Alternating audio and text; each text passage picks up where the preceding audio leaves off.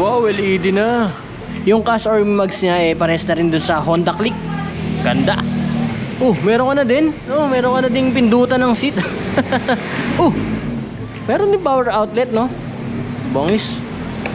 Nabago na rin yung digital panel niya ito. Separate taillight meron na rin. Tapos iba na rin yung itsura ng kanyang taillight. Ito, tingnan nyo.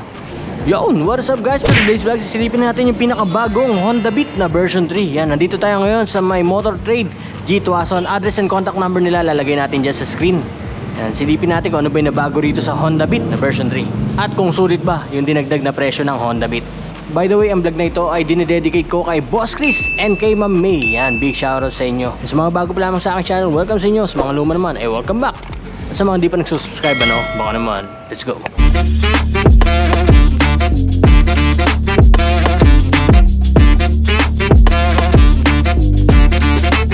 Alright guys, sa mga magtatanong kung paano kumuha ng installment, sa magtatanong ng mga requirements, sasagutin ko na agad kayo. Sa mga nagtatrabaho, kailangan lang namin sa inyo is 1 month latest payslip, 2 valid IDs, and then 2x2 picture. Sa business naman, na kailangan namin sa inyo is barangay business permit or business permit galing sa City Hall, tapos 2 valid IDs and 2x2 picture. Sa mga hindi nabanggit yun na pagkakakitaan, pwede kayo mag-comment dyan sa comment section para masagot natin kung ano yung magiging requirements nyo kung sakali. Yan. Sa mga magkakash naman, tabayanan nyo sa dulo sasabihin natin. O kaya naman, skip nyo na kung ayaw nyo. Okay, simulan natin. Sa gulong natin, 8090 by 14 na tubeless tires sa harap. Ang tatak ng gulong na ginamit dito is Federal Tires. Yan, ako may history ako dyan sa Federal Tires.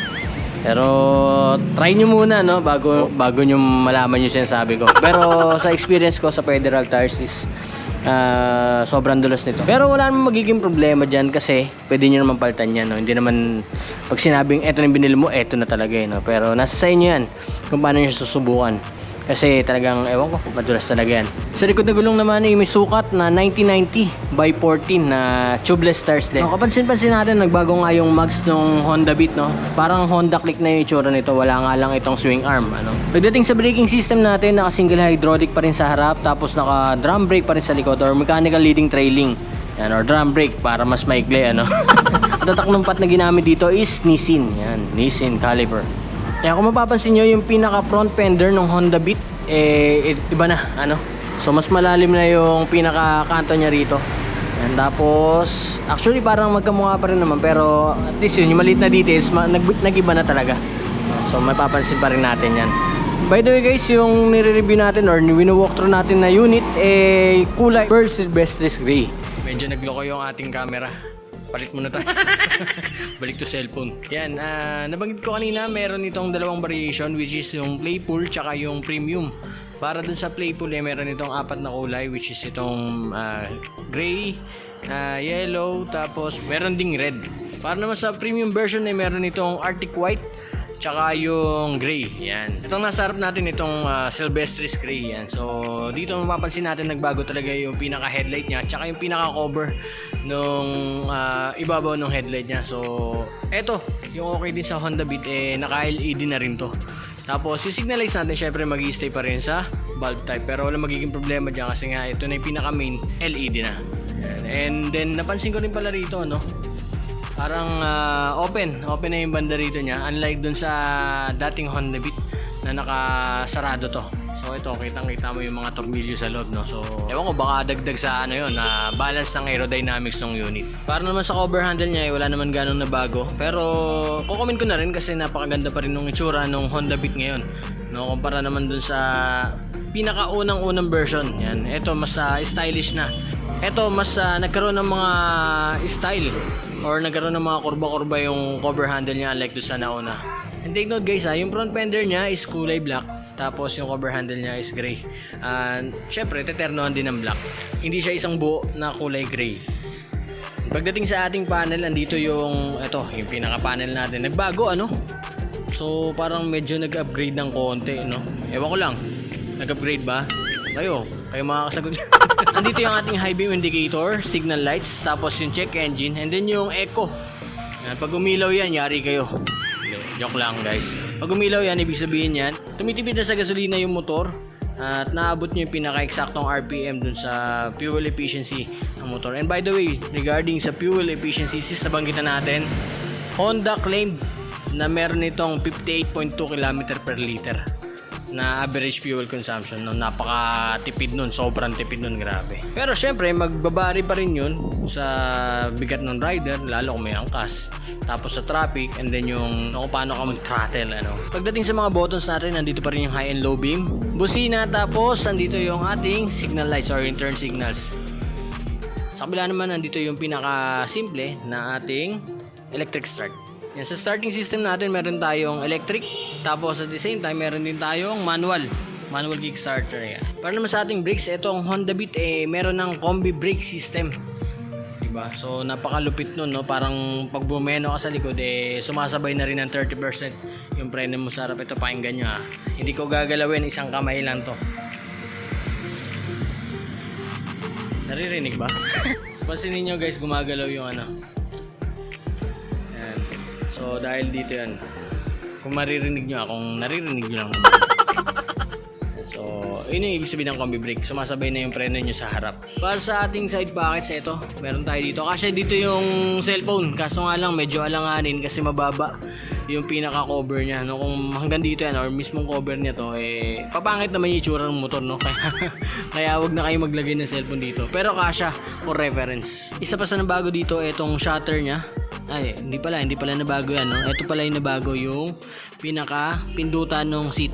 Yan, so pag nasa open position, pwede ka na mag-open ng seat. Unlike dun sa dating Honda Beat, sinususian pa. Yan, sa dating Honda Beat kasi may nakalagay dito na yan, susian, para ma-open mo yung compartment niya. Doon, pipindutin mo na lang yung button ng seat, and then kusa na siyang mag-open. Tapos sa nakakatuwa dito sa Honda Beat na version 3 is eto. Meron na siyang ACC power outlet sockets na merong 12 volts. Bilan nyo na lang to ng converter para maging USB charger na napakalaking tulong, no, kung sakali na delivery rider ka. Meron pa rin itong sabitan.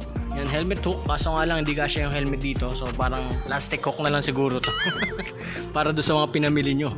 And gulay board natin or yung pinaka legroom natin is okay na okay. Ako lang ng isang dangkal para doon sa ito nakikita nyo, yung pinaka engine cover tsaka yung pinaka cover plastic ng frame. Ito. Para sa battery natin, nandito pa rin sa pinakailalim. Yung pares sa pares dun sa nauna at saka dun sa sumunod na Honda Beat. So version 1, 2, and 3, nasa ilalim yung kanilang battery. Pero ang advantage naman nung nasa ilalim na battery is mas malaki na yung underseat storage yan. Yan, nabanggit ko kasi yung underseat storage na nung lumaki. Yan, mandatory tuloy yung bubuksan. Yan, para sa underseat storage natin, napakalaki nga, ano. Kaso nga lang, di kasya dito yung half face na helmet. Pwede dito nutshell at saka yung mga kapote nyo.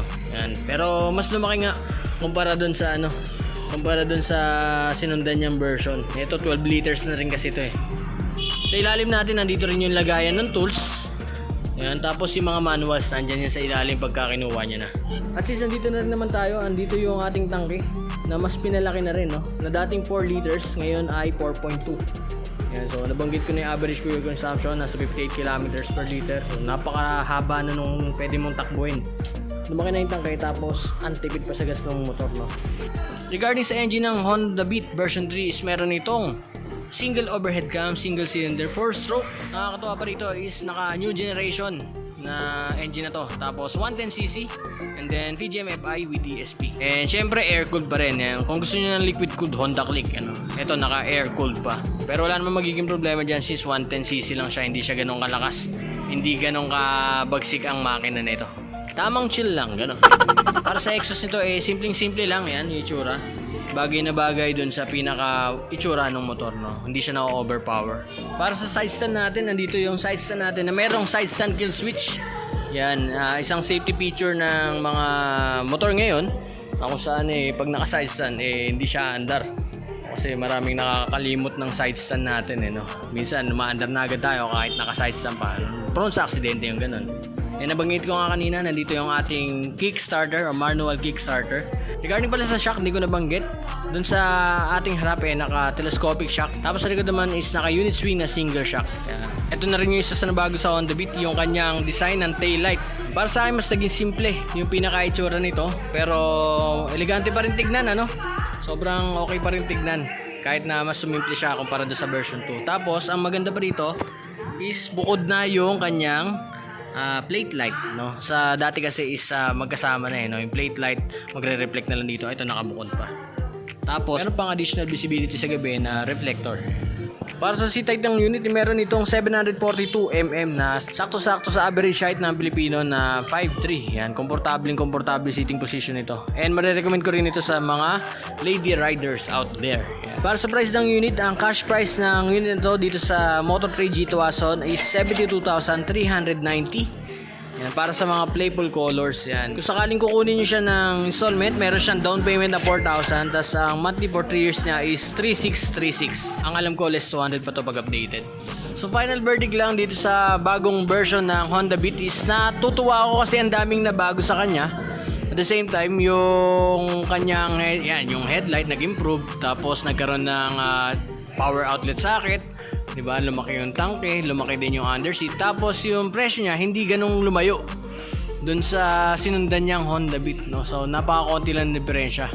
Ang napansin ko nga lang dito is yun nga, yung gulong. Ewan ko yung Federal hindi na ako pan yan. Pinaka-advice ko na lang sa inyo is yan, palitan nyo na lang yung stock tires niya. Eto pala, may gusto palang mag-shoutout sa inyo. Yan. Si Janina to. Shoutout sa inyo, Rainier, Galeste, pati si Dati, Bayo. Ayan, shoutout sa inyo. Sana palaging masarap ang ulam nyo. Ingat palagi. Yan yung mga nag-comment ng #BlueLover. Yan. Sa channel natin, napakadali lang ma-shoutout. Ang kailangan nyo lang i-comment dyan sa comment section is #HondaBeat3 WinMoto. Yan, at sa susunod na video, automatic shoutout na kayo. And for more news and updates regarding sa motorcycle world dito sa Pilipinas, click the subscribe button. Also hit the notification bell para lagi kayo updated. That is it guys, Honda Beat version 3. Yan. Okay, para sa mga panalong content tungkol sa motor, mag-subscribe ka na dito, WinMoto.